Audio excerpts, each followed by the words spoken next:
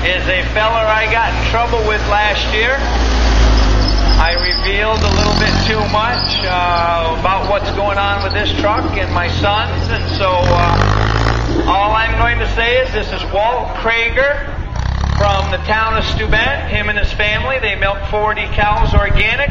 Walt Kraeger goes around, does round baling for us farmers, makes those round marshmallows for us. We cut the hay, he bales it.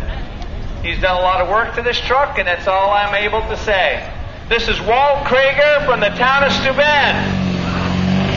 You take a look at that smoke and you tell me.